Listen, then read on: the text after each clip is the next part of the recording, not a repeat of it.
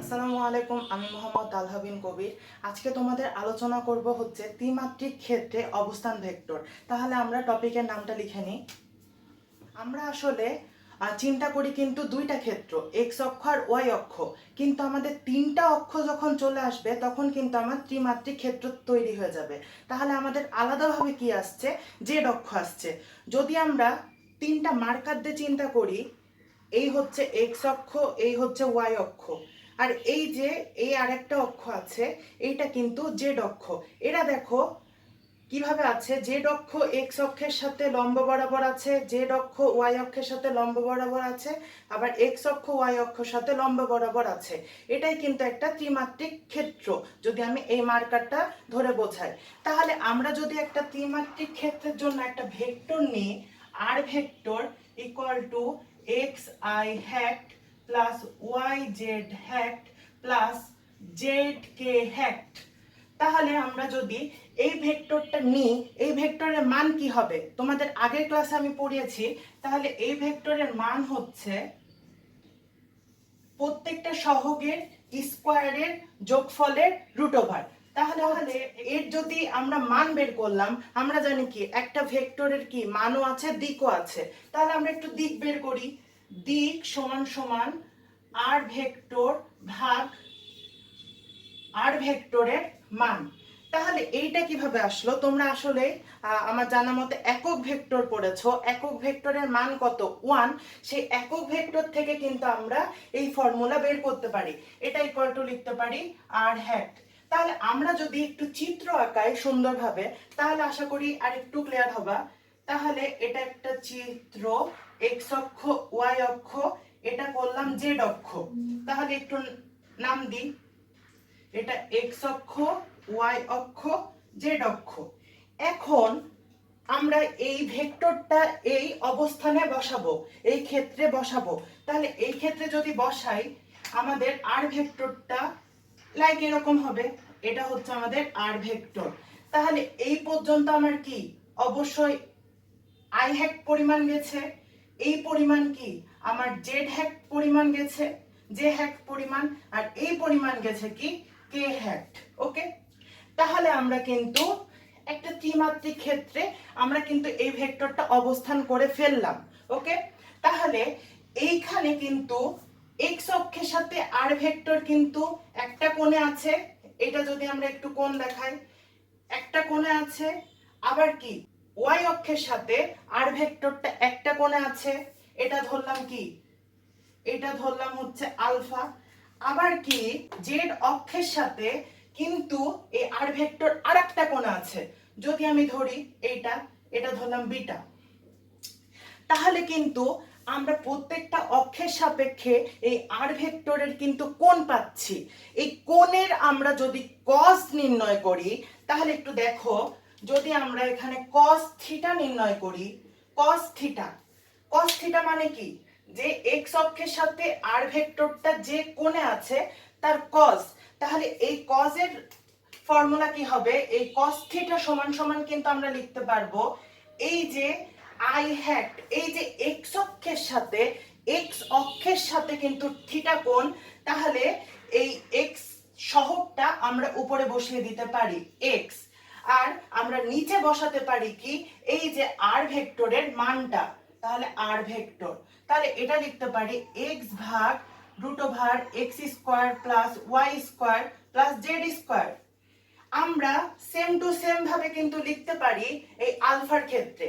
আলফার ক্ষেত্রে কিন্তু cos আলফা ইকুয়াল টু আমরা লিখতে পারি কি এই ওয়াই সহগটা, ওয়াই ভাগ আর এর মান, আর ভেক্টরের মান।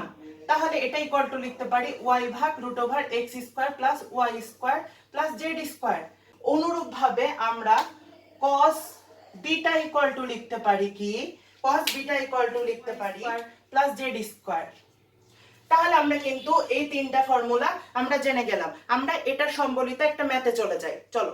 আচ্ছা, তাহলে দেখো আমাদের 1 নাম্বার কোশ্চেন, আমি এতটুকু অংশ রেখে দিয়েছি কারণ এই কোশ্চেনের সাথে এখানে প্রচুর মিল।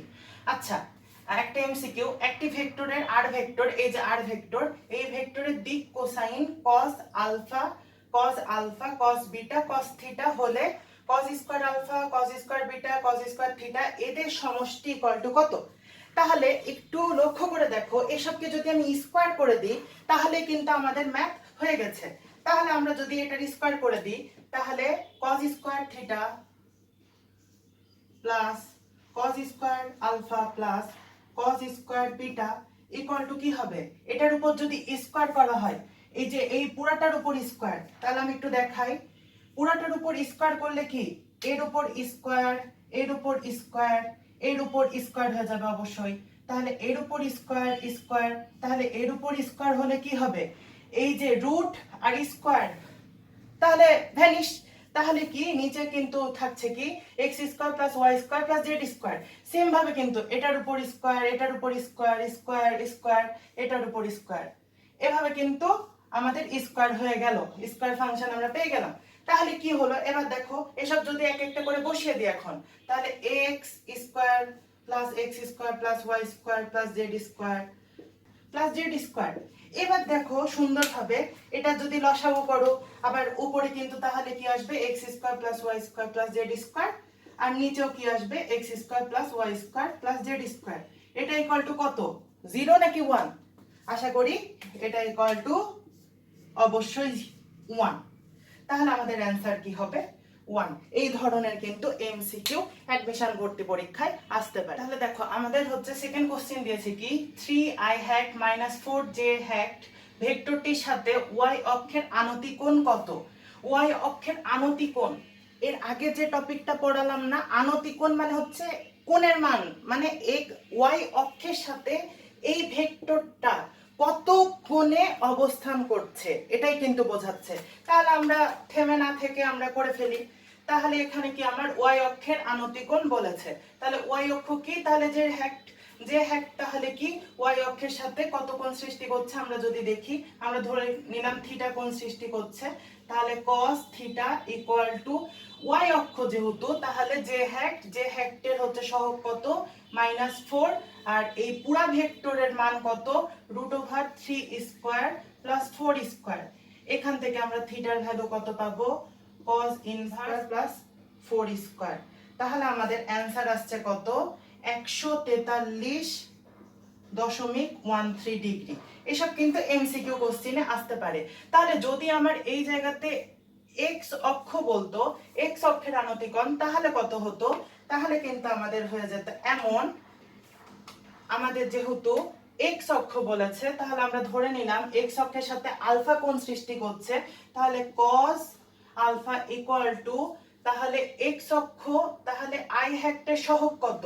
i হ্যাটের সহগ হচ্ছে 3, তাহলে 3 ভাগ √3 স্কয়ার প্লাস 4 স্কয়ার। তাহলে এখান থেকে যদি আমি কি বের করি?